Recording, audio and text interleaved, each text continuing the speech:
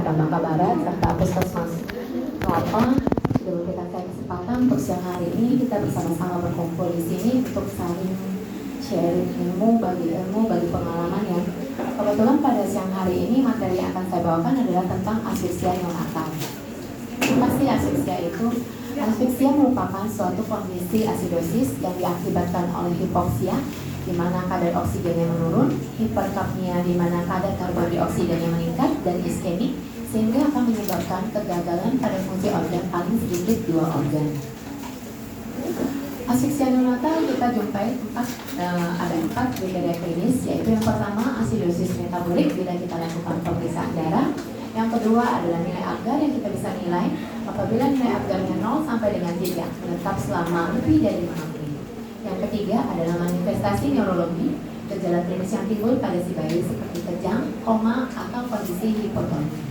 Dan keempat adalah adanya disfungsi organ multisistem seperti pada kardiovaskuler kita bisa ketemu takikardi, gastrointestinal bisa ketemu kondisi NEC, hematologi bisa ketemu kondisi seperti IC, paru bisa terjadi takipnu, atau ginjal bisa terjadi kondisi anuria. Apabila kita tidak menemukan 4 gejala klinis di atas, kita sebut sebagai depresi neonatal. Nilai Apgar yang pertama kita bahas adalah nilai Apgar ini sudah kita pakai untuk menilai status klinis neonatus saat lahir dan memutuskan apa saja tindakan resusitasi yang harus kita lakukan. Nilai Apgar sendiri sering digunakan untuk menentukan asfiksia.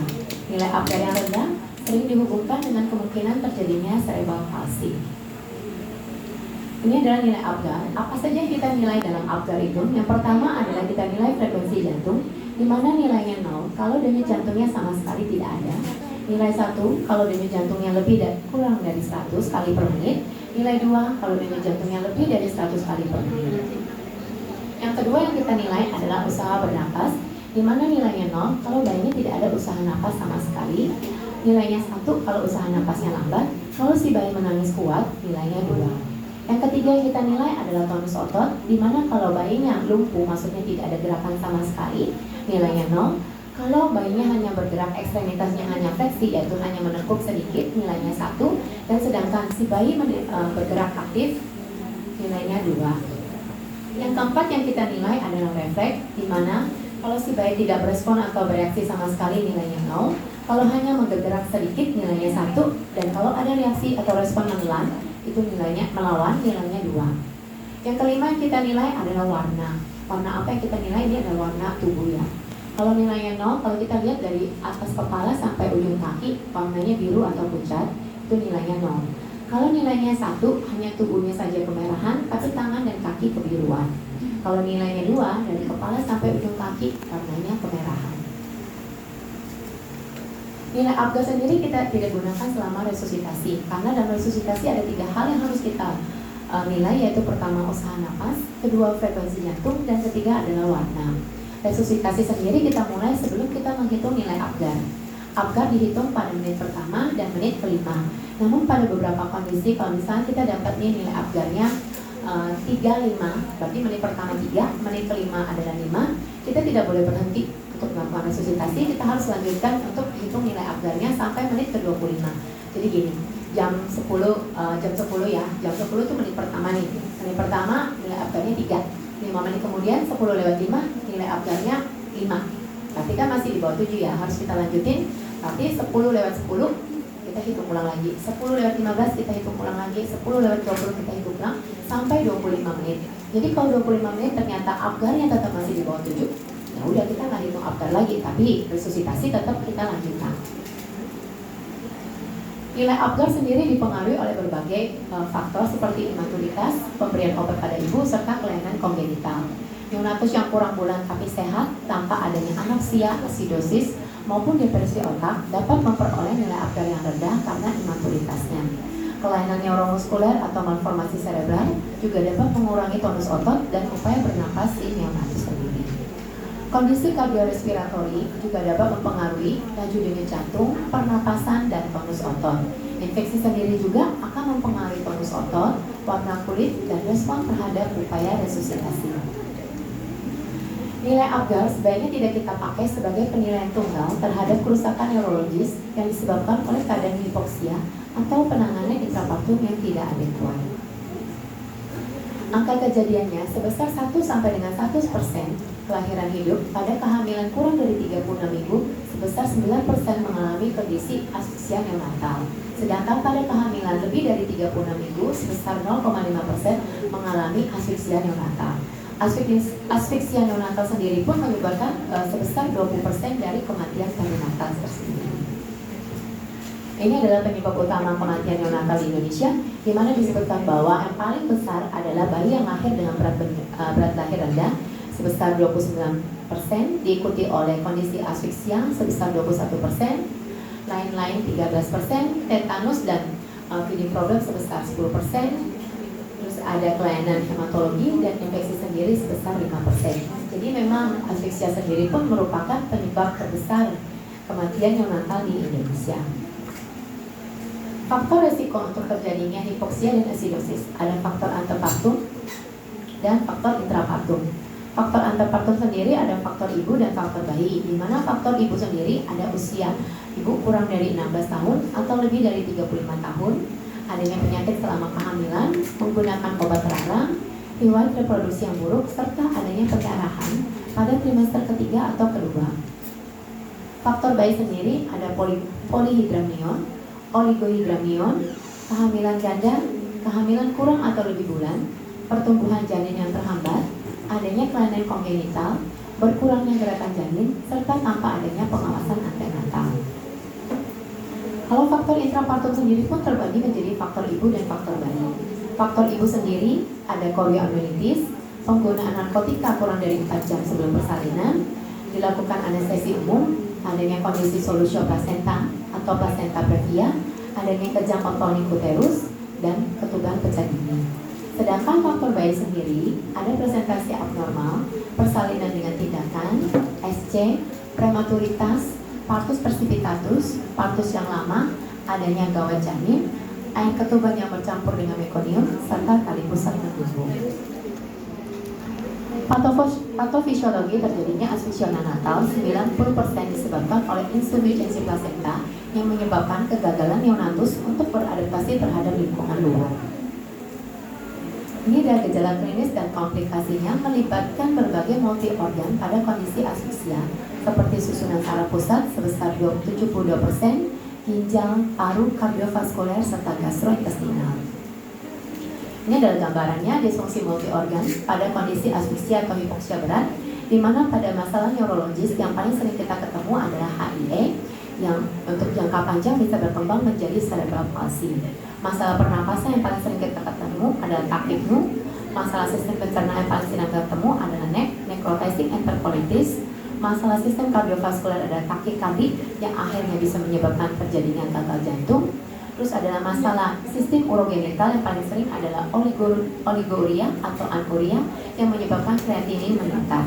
Ada juga masalah metabolik yang sering dijumpai seperti hipoglik, hipokalsemi, hipotemi, ataupun ikterus.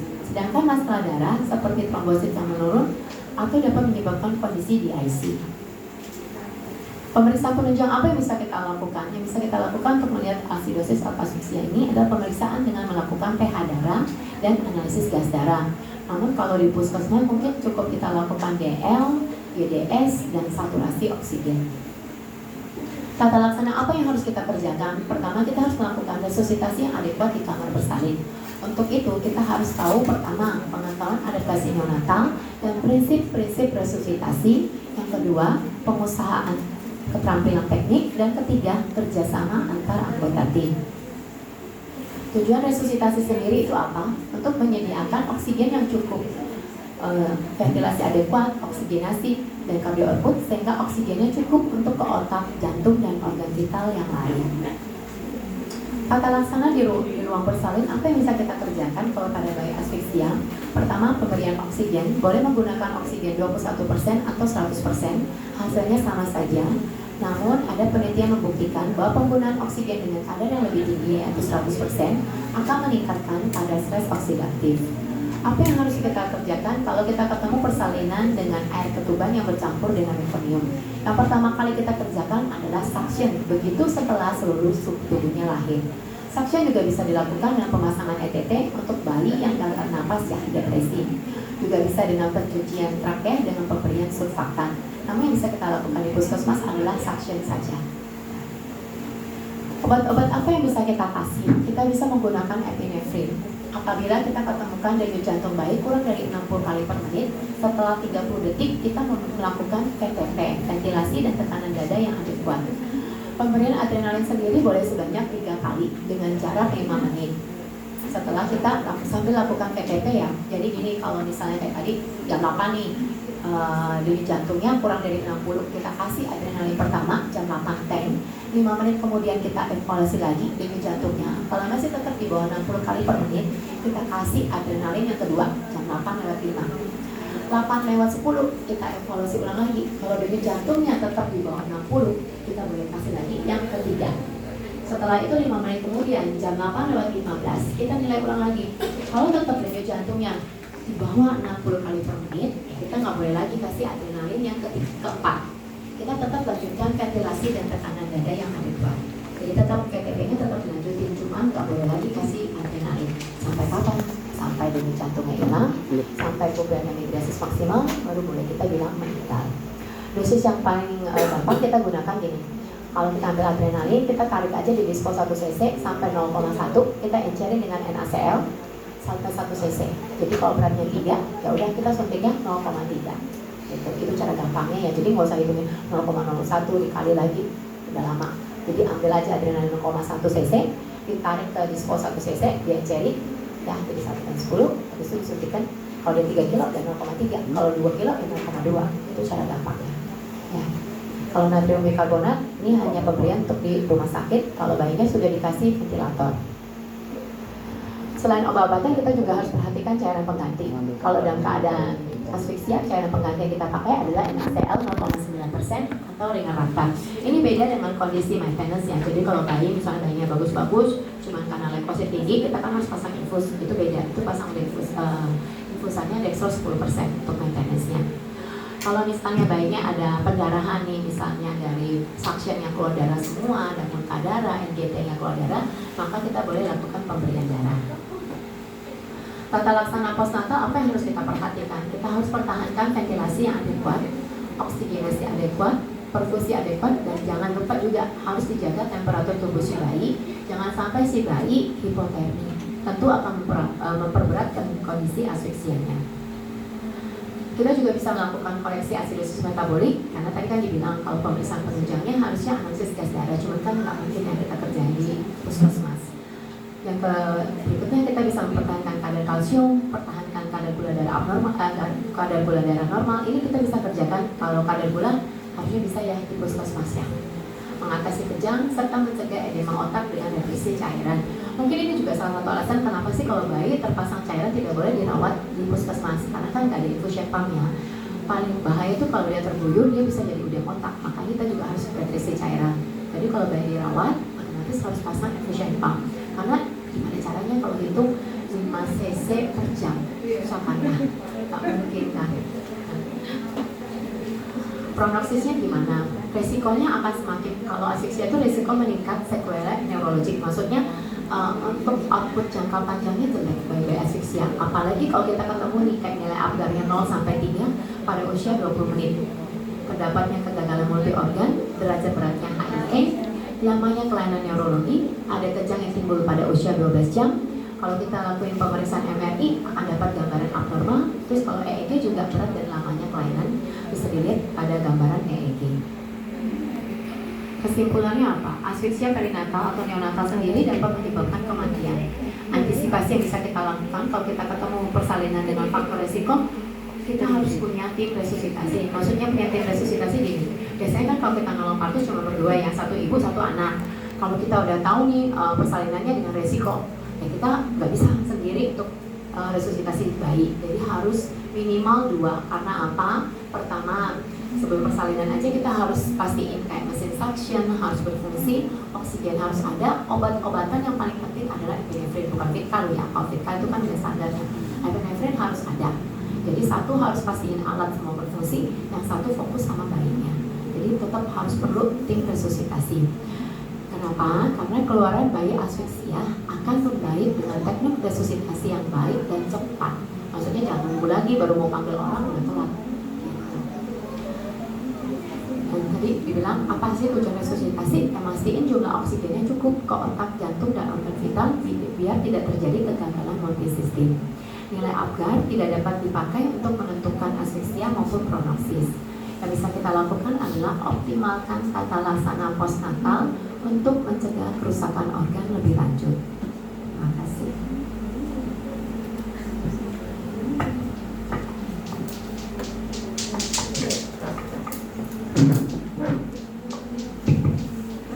Terima kasih Dr. Nina atas materi yang telah disampaikan. Untuk teman-teman silahkan selanjutnya kita masuk ke sesi diskusi ya. Barangkali ada kasus-kasus yang terjadi di Puskesmas Kelapa ataupun bidan desa yang ada suatu hal yang mau ditanyakan mengenai pelayanan kesehatan baik itu pada neonatus, bayi maupun balita. Silahkan. Dokter, silakan. Kami dokter. Perkenalkan diri dulu dok. Silakan. Izin dokter, saya Dokter Brilianti ya dok. Ini terkait tadi dok untuk masalah resusitasi.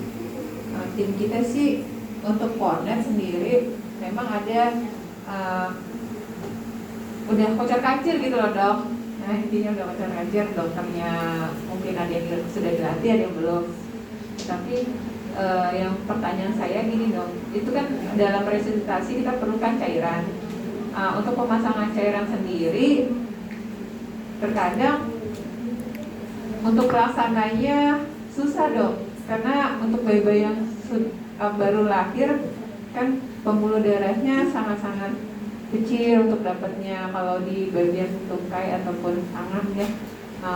Pun kalau mereka yang di trauseus atau apa mereka nggak berani dok, tuh gimana dok? Kalau kita mau merujuk tuh dok, apalagi kalau mau merujuk. Terima kasih dok untuk pertanyaan. Saya coba jawab ya. Iya, sama-sama bagi pengalaman ya. Kalau misalnya soal pasang infus ya memang harusnya kalau bayi asfiksia kita usahakan terpasang infus. Memang terkendalanya lagi kalau bayinya kecil ya, di bawah 2.500, 1.800 itu susah banget tuh ya mau pasangnya. Biasanya saya lakukan kateter umbilical. Cuman saya nggak tahu nih boleh nggak SOP-nya di puskesmas, karena kalau kateter umbilicalnya nggak steril malah lebih bahaya buat si bayinya. Ya infeksinya akan jauh lebih hebat, kuningnya lebih cepat. Terus belum lagi kalau masalah pengikatannya, kalau ikatnya nggak kuat tiba-tiba di tengah jalan lepas, itu pendarahan di mana-mana loh. Karena kan itu kan kita gunting ya aortanya kan ya. Kalau kita ikatnya nggak kuat, udah tengah-tengah jalan udah nggak bisa bikin apa-apa. Yang merujuk bisa nangis itu lihat itu darah keluar segitu banyak kan. Boleh nggak kalau ini di kepala?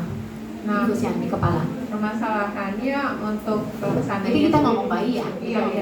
Pelaksananya sendiri dok, bukan mereka ya, termasuk saya juga. Terkadang kami kurang pede gitu dok, nggak berani gitu dok, apalagi di bagian situ dok. Karena kalau udah bagian situ tiba-tiba KIE-nya agak susah dok, karena kalau kondisi seperti itu kan bayinya memang sudah jelek. Terus kalau masyarakat nih udah kita taruh di situ, mereka kadang-kadang orang tuanya ngelihat udah panik duluan. Terus tiba-tiba kalau untuk urusan nyawa memang kan kita nggak tahu ya, tapi kita kan udah usaha. Saat tidak dia meninggal, nanti mereka malah gara-gara itu gitu. Mereka lebih ke arah situnya dok, KIE-nya yang lebih susah nih dok. Iya sih, intinya balik lagi ke edukasi. Memang sebenarnya paling gampang tuh di kepala. Iya. Cuman takutnya tiba-tiba kok ininya benjol terus dia meninggal. Maksudnya pasti misalnya ini karena kepalanya nih. Kalau saya sih dok, kalau misalnya rujuk biasanya sih kita nggak paksain kok. Kalau di RSUD ya sih kita nggak paksain harus terpasang infus sih. Nggak pernah. Biasanya kita cuma bilang coba dulu dong. Kalau orangnya udah coba nih, setengah jam kemudian saya lagi udah berhasil belum? Oh, udah rujuk aja. Saya sama dokter Nina sama kok, kita nggak pernah maksa harus terpasang infus. Tapi ada beberapa kondisi kayak misalnya kalau di SS ya, saya maksa loh harus 2 line. Saya selalu maksa harus 2 line. Kenapa? Karena kan perjalanan kita jauh ya. Kalau bisa 2 line, mau dulu nih 2 line itu kalian mundur dulu biar nyampe di sana tuh Ya jangan sampai dehydrate 4 dari dehydrate 3 nyampe ke sana dehydrate 4 kan kasihan kan gitu. Tapi kalau untuk bayi untuk juga pasien-pasien yang lain sih dok, kalau memang udah coba kita biasanya suruh ya rujuk aja. Biasanya kita kasih waktu nih setengah jam sampai 1 jam. Pasti ditanya lagi, udah belum? Tapi dalam setengah jam 1 jam itu jangan gak ada coba ya, coba aja. Kalau gagal ya udah nggak apa-apa. Cuman harus edukasi ke keluarganya karena kan akan banyak tusukan ya. Harus edukasi baik-baik. Iya, jadi mereka tuh yang sering pengalaman di sini dok, kalau udah 1 atau 2 kali kita nyoba, namanya 1-2 kali itu kalau untuk bayi biasanya nggak terlampau lama ya dok ya nyobanya. Jadi mereka tuh udah ngerasa anaknya sudah disiksa gitu dok, jadi mereka udah nggak mau lagi, jadi apalagi mau nunggu setengah jam, jadi mereka tuh pasti memaksa kami tuh gimana, rujuk aja lah, bawa aja lah gitu. Bisa nggak sih dok langsung dibawa tanpa cairan itu? Kalau saran saya dok ya, kalau untuk bayi tindakannya tuh dibuang tersendiri. Kita gitu, nggak bisa, karena kita bisa tusuk 10 kali loh. Saya sendiri aja pasang itu belum tentu 1 kali langsung dapat. Nah, perawat saya sih lebih jago ya. Tapi memang harus kita pikirkan ruangan tersendiri di mana keluarga kita ada. Bila kita lagi mau kasih tindakan, kita minta persetujuan dulu, mau dipasang infus ya. Kalau udah setuju udah. Rekam baru. Pindah ruangan lain yang tertutup, bukan tertutup di mana keluarga nggak boleh masuk. Nggak harus tertutup sih dok, cuma intinya keluarga nggak boleh masuk. Itu aja. Apalagi kalau bayi baru lahir, otomatis kan kalau asisten begitu kan pasti pergerakannya nggak ada. Iya. Kalau belum susah sih, cuma susah keluarganya aja yang di depan ini. Udah dapat belum? Yang mau pasang juga jadi ciut kan? Iya. Jadi kayak gini, tangan juga pasti nggak akan mau dapat. Mendingan keluarganya dipisahin. Juga sebenarnya itu juga berlaku untuk pasien-pasien yang kondisi kritis ya. Kita nggak bilang nggak boleh keluarganya ikut satu. Pas kita melakukan tindakan cuma boleh ada 1. Kalau udah 2-3 orang udah banyak bisikannya. Jadi jangan lah. Udah gagal, susah. Kayak pasang kateter juga susah kan untuk edukasinya. Karena kalau edukasinya di rame-rame itu susah. Mendingan dokter panggil keluarganya 1. Mana bapaknya, mana mamanya. Udah kalau mama bapaknya udah setuju, udah pasang keluarga yang lain keluar. Kalau khusus untuk bayi selalu kita pisah dok, nggak bisa. Karena tindakannya nggak bisa langsung sekali. Udah pasti nggak akan bisa. Syukur-syukur aja sekali tusuk dapat ya. Tapi kan jarang. Apalagi kalau kalian jarang pasang bayi. Ya kalau sering sih iya. Makin lama kan makin terampil ya. Tapi kalau jarang, saya biasanya pisahin keluarga nggak boleh masuk. Tunggu dulu selesai baru masuk. Biasanya keluarga yang ngerti kok dong. Bilang ini kita lagi mau kasih tindakan. Kalau keluarga banyak kita nggak bisa ngapain bu. Keluarga tunggu dulu. Kalau itu sih saran saya dong, coba dulu. Kalau nggak bisa ya udah kita rujuk. Biasanya kita kasih waktu kok setengah 1 jam. Biasanya kan dokter jagain kan telepon lagi. Udah terpasang belum ya udah rujuk aja. Nggak akan susah-susahnya sih. Cuman ya itu karena jarak aja dong. Karena kalau semakin lama nggak terpasang, semakin perfusinya jelek kan. Sampai sana bisa aja dia shock. Itu sih dok. Nanya lagi dok. Tadi untuk cairan sendiri kan kita pakai RL atau NaCl. Jadi ada maksudnya promosinya nggak sih, berapa TKM-nya nggak sih dok untuk neonatalnya sendiri ya? Tergantung kondisinya. Kalau misalnya dokter nih ketemu CRT-nya kurang dari 2 detik nih, berarti kan dia shock kan, berarti kita harus guyur kan. Nanti kita pakai 10 cc dulu. Kalau nggak keluar juga dokter, biasanya sih saya jarang ya pakai 20 cc. Harusnya sih sebenarnya teorinya 20 cc dong. Cuma saya takut aja, karena bayi kecil ya. Saya pakai 10 cc. Kalau gagal, dokter ulangin lagi yang kedua 10 cc. Kalau keluar, dokter baru pakai cairan maintenance-nya. Cairan maintenance-nya untuk bayi kalau cukup bulan 60 cc per kilogram berat badan per hari loh. Ya. Kalau yang untuk yang kurang bulan 80 cc per kilogram berat badan per hari. Dan dokter harus ulang lagi. Iya. Sedangkan cairan kita tuh udah 1 kolom tuh 500 dok ya. Susah kan dan ya kalau mau digaris pun susah. Makanya saya bilang kan kita sementara, kita kan transisi, dokter cuma mau rujuk tok, ya udah yang penting terpasang aja dulu. Beda cerita loh ya, kalau dia shock dokter atasin dulu deh shocknya baru. Tuh. Tapi kalau maintenance-nya kan dokter nggak bisa lama-lama. Makanya saya bilang harus perhatikan reduksi cairan karena bisa jadi edema otak. Makanya kita perlu infusion pump. Kalau nggak ada infusion pump nggak bisa. Pokoknya kalau dokter udah terpasang nih, kayaknya nggak shock nih ya kita ngomongnya.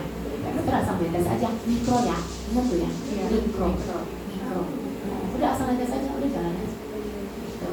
Kalau hitung 5 sesi, Iya, ribet banget ya. iya, nggak akan bisa sih dok, mau ditungguin sejam gitu hitungin 5 sesi gimana ya? Nggak bisa sih dok, memang harus pakai equation part. Jadi kalau untuk sementara transisi, asal bebas saja, asnet aja dok. Tapi sebenarnya prinsipnya walaupun kita nggak bisa masih bisa ya dok ya dirujuk ke RSUD ya dok ya. Bisa. Kan sering kan? Iya. Sering kan? Dia kan diterima kan? Iya diterima dok, tapi kadang-kadang di pasien ini terimanya di pacain dulu. yang si pendampingnya dok. Iya. Ya mungkin yang di sana, Pronya udah lihat kondisi yang saya nggak tahu ya Pak Pro pada dokternya lihat. Iya. Aku ini udah susah banget sih, kenapa sih nggak coba di sini dulu? Iya, Gitu udah pada aja. dicoba kan susah dok. Iya, iya, saya juga ngerti kok, karena juga saya nggak dapat kok. Tapi intinya tetap diterima kan dok. Iya, gimana? Pulang lagi.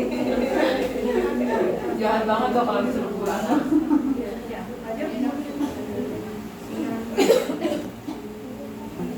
Saya dari Konek dok ya, yang ini tentang rujukan itu dengan kita tentang kasus kalau mau Sebenarnya bukan ditolak sih, sebenarnya kita lebih ke bilang kita nggak punya nicu ya. Kalau kita dengar dulu kan biasanya kan diceritain nih kondisi bayinya gini, berarti kita nilai. Kalau ternyata nggak bisa di ruang biasa, harus di ruang nicu, pasti kita bilang kita belum bisa terima kalau kita memang nggak punya ruang nicu.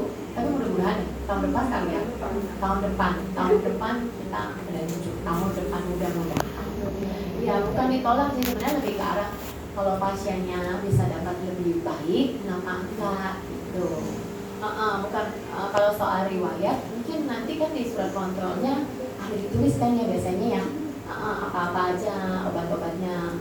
Yang online juga udah biasanya kita tulis kok riwayatnya apa-apa aja lengkap sih, harusnya sih nggak masalah ya untuk rujukan. Karena apa, kalau misalnya nih dirujuk ke kita sampai nih kondisinya makin memburuk, kita berarti harus rujuk ke kita. Kasian ya, kalau dari Kelapa tinggal 1 jam lagi nyampe ke Pangkal, malah muter ke mentok jadinya 3 jam, ya kan? Itu sih lebih ke situ sih. jadi dok misal seandainya kita oke di mentok misal nggak terima, kita coba rumah sakit lain pun tidak menerima gitu dok. Jadi yang kan keseringan itu, jadi solusinya kita bingung. Jadi maksud kita ke depannya mungkin gimana dok, apa yang di mentok mungkin bisa terima gitu maksudnya kan. Karena kalau rumah sakit kita yang lain juga kita paksa, kalau mereka susah juga kolaborasi. Kadang kita pernah ya dok mau rujuk ke karena semua rumah sakit menolak ke RSUP. Nah itu kolaborasinya itu bisa sampai 3-4 jam dok. Jadi kondisi pasien yang awalnya jadi stabil jadi lebih jelek lagi dok, karena jujur aja di ponen kita itu inkubatornya itu dalam kondisi yang tidak baik gitu. Jadi kan yang ada dari stabil jadi nggak stabil kalau terlalu lama prosesnya gitu. Karena memang kondisi inkubator kita memang nggak itu dok. Jadi tunggu kalibrasi sampai sekarang enggak, dan cuma punya satu-satunya gitu dok. Kalau itu SOP rumah sakit ya, saya sih nggak bisa bikin apa-apa. Kita udah punya SOP-nya, kalau bayinya jelek harus masuk nicu. Kalau kita nggak punya nicu, kita tidak disarankan untuk terima. Memang itu udah SOP-nya, jadi ya mau gimana? Harus dikecualikan. UHC boleh catat aja. Kalau UHC kan nggak boleh kemana-mana kan katanya. Ya bener kan? Ya udah. Biasa itu kita tutup mata, tapi tolong edukasi keluarga bagus-bagus. Saya selalu bilang kalau pasien UHC udahlah tutup mata, nyampe. Tapi edukasi keluarga bagus-bagus loh. Kita nggak punya peralatan apapun, jadi kita cuma bisa semampunya aja, bukan semaksimal mungkin, semampunya aja yang ada. Beda loh sama semaksimal mungkin, misalkan semaksimal mungkin sama semampunya aja. Biasanya sih saya minta begitu. Dokternya juga sama, jadi biasanya datang udah dengan tidak bermakan. Biasanya itu untuk pasien-pasien AHC. Tapi kalau untuk BPJS, biasanya kita selalu bilang saran rujuk dulu deh ke tempat lain. Kalau untuk RSUP, jangankan kalian yang rujuk yang 3-4 jam ya.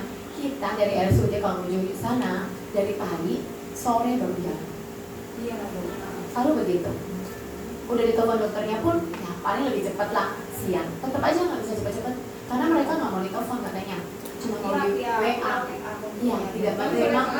Benar kan? Tidak menerima telepon, aneh kan? Iya, saya juga udah pernah ngomong sama dokternya. Dok kok dokter jaga begitu amat. Tapi kita juga nggak bisa bikin apa-apa karena itu SOP rumah sakitnya mereka. bingung kan? Jadi Kan baca ini balasan WA-nya profesor. iya, mereka baca WA kita aja, mereka bilang tunggu kita konsul dulu, ya kan? Kita konsul ke DPJP-nya mereka. Belum lagi kalau DPJP-nya nggak baca, tunggu lagi.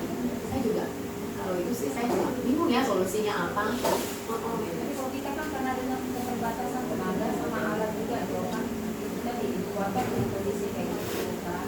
Terus kita juga karena pasang infus ya kan, karena bukan ya misalnya. Paling kita bisanya uang sama. Iya, apa yang di situ ya? Kalau prematur kan masukin plastik balik cuma aja. Mungkin itu dari catatan kali ya. Mungkin nanti boleh dikoordinasi dengan rumah sakit sih. Kalau itu memang SOP rumah sakit kita, ya SOP itu dibikin sama-sama sih. Itu kesepakatan kita bersama. Kalau bayinya, pokoknya intinya pasien mau anak-anak, mau dewasa, mau bayi, ya sama. Kalau kita tidak punya fasilitas kayak mau rujuk pasien jeleknya jantung, mau masuk ICU tapi ICU-nya penuh, pasti ditolak juga kan? Ya kan, bukan cuma anak atau bayi. Tapi kalau ruangannya penuh ya memang kita nggak bisa minta apa-apa SOP-nya. Kadang-kadang nggak akan sampai ke kita kok itu apa rujukannya, karena mereka udah cek dulu. Misalnya kalian mau merujuk DSS, ya kan harus masuk ICU. Maaf dong kita nggak punya. Tak akan sampai ke DPJP-nya gitu.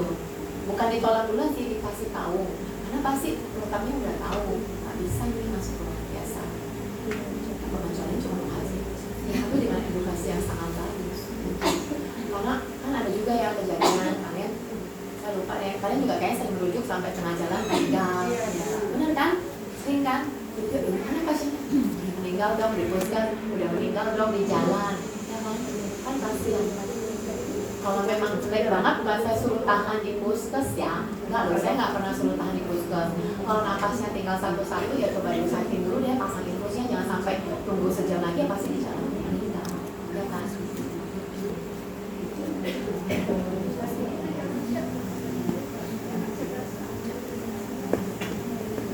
Susah ya? Pusing ya?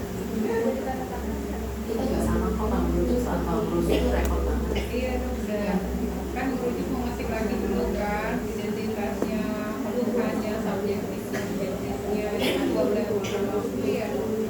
Terus kita kirim juga nggak langsung dibaca kan sama dokter jasa. Kalau di khusus mungkin masih mending ya. Kalau kita di RSUD disuruh pasang ITT dulu banyak kan. Jadi dokter jaga saya harus ikut jalan juga. Kasihan banget tuh. Bayinya masih bagus nih, tapi tetap dipaksa.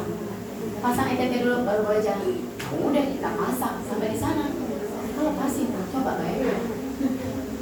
Jadi sepanjang jalan ya udah kita pasang aja. Kalau nggak terpasang nggak boleh jalan. Iya, selalu begitu. Saturasinya harus naik dulu jadi 95. Saya sering banget naikin dulu saturasinya 95.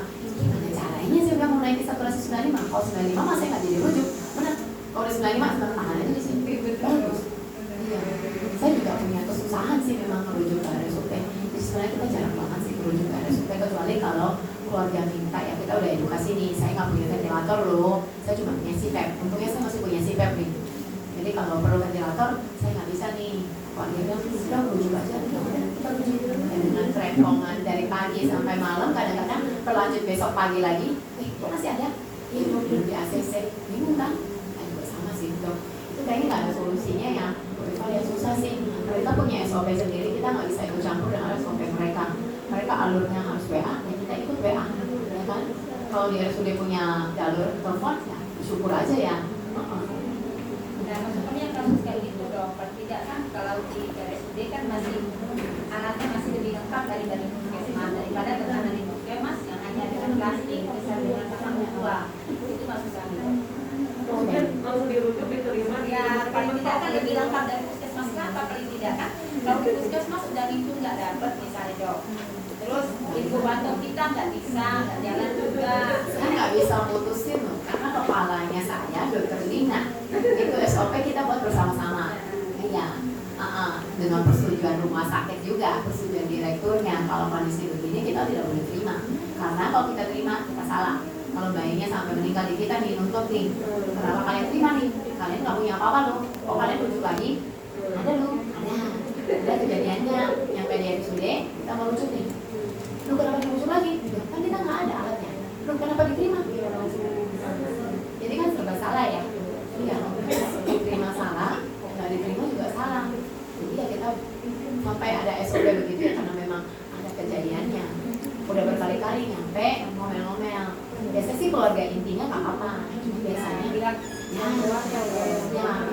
Kalau nggak bisa, itu sempat marah-marah juga. Kalau nggak mampu, kenapa diterima? Nah, ini yang lain juga marah. Kalau nggak mampu, rujuk aja. Kenapa terima? Banyak.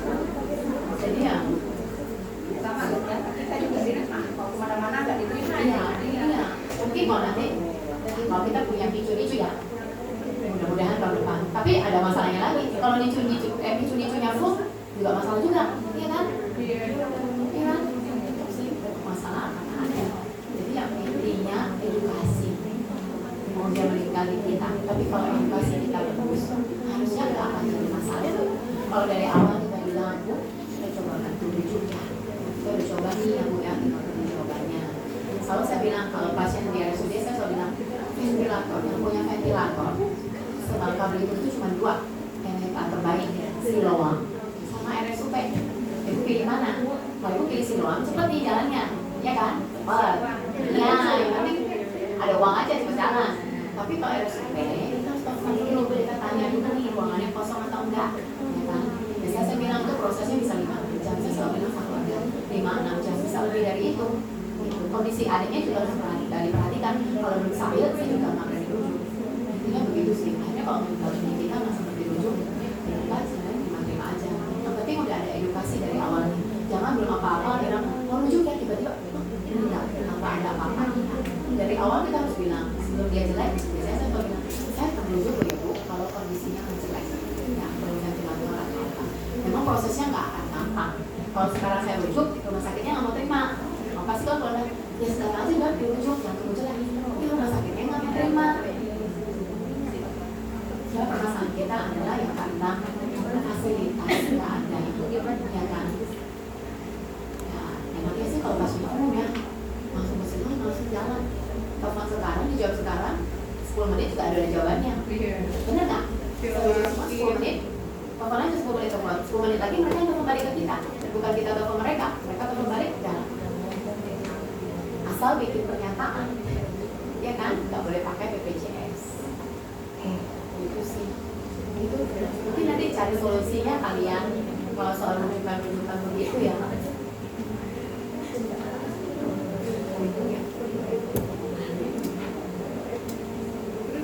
Ini dong, kayaknya untuk masalah kateter anak dong. Kalau misalnya pernah kejadian dong, pasien saya nih dong di rawat inap. Memang dari saya nggak pasang kateter dong ya, karena masih anak-anak saya pikirnya seperti itu dan masih terpantau untuk urusan apa BAK-nya gitu kan. Tapi memang nggak dalam CC-CC-an gitu dong, hanya ganti pampers, semua atau tidak gitu. Tapi waktu merujuk ke RSUD, mereka minta kateter, dan saat kita informasi ke keluarganya nanya juga kateter buat apa gitu kan. Udah saya jelasin kan ya untuk atau untuk cairannya itu, tapi mereka nolak gitu dong. Gimana tuh solusinya? Atau enggak untuk edukasi ke keluarganya gitu. Kalau untuk pasien yang masih ICU atau HCU, dokter harus edukasinya begini. Kita bukan edukasi minta persetujuan, kita kasih tahu ini harus pasang kateter. Karena kalau nggak bisa masuk. Saya biasanya kalau di RSUD saya nggak minta persetujuan, bukan saya nggak minta persetujuan ya. Saya cuma bilang sama dokter jaga saya, kamu jangan bilang minta persetujuan, Bu boleh nggak? Jangan, Bu ini harus dipasang. Bu ini persetujuannya. Dibalik dong, ini harus dipasang. Kalau minta persetujuan, jangan dokter bilang Bu minta persetujuannya untuk pasang kateter, biasanya pada nggak mau. Apalagi kalau anaknya udah besar-besar kan. Tapi kalau dibilang kalau Ibu ini nggak pasang nih, kita nggak bisa rujuk loh Bu. Karena memang syaratnya untuk masuk ke ruang ICU atau HCU harus terpasang kateter. Karena nanti kan anaknya sendiri, nggak bisa. Ya kan, mamanya kan nggak boleh masuk. Siapa yang mau anterin dia kamar mandi segala macam? Ya kan? Kan nggak semua orang bisa. Apalagi kalau anaknya udah 14 tahun, 15 tahun ya. Suruh pipis di pampers kan nggak bisa, atau kondisinya memang nggak bagus, nggak memungkinkan, ya kan? Kalau misalnya terpasang 2 line, DSS terpasang 2 line, 1 kaki 1 tangan, gimana mau jalan? Ya. Mungkin edukasinya kita balik dong. Jadi kita bilang, Bu, ini kita harus pasang kateter ya Bu ya, minta persetujuannya. Jangan minta persetujuan baru pasang. Pasang, bilang bukan pasang dulu ya, enggak ya. Bu, ini saya harus pasang kateter Bu ya. Kalau untuk mau rujuk harus terpasang kateter. Kalau enggak, itu nggak bisa rujuk bu. Ya, di persetujuannya ya bu. Itu sih dok. Saya kalau di RSUD berhasil semua sih. Dulu juga nggak berhasil tiap kali.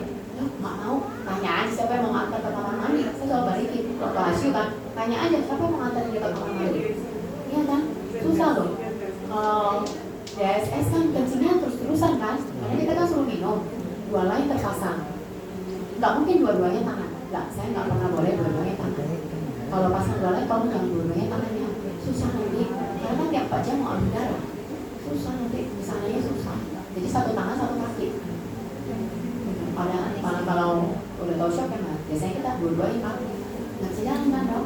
Ya memang edukasinya sih. Kalau ngomong minta persetujuan pasti kamu nggak mau ah. Bener kan? Tapi kalau kita balik, ibu mau dirujuk kan? Ibu mau masuk ruang ICU, harus terpasang.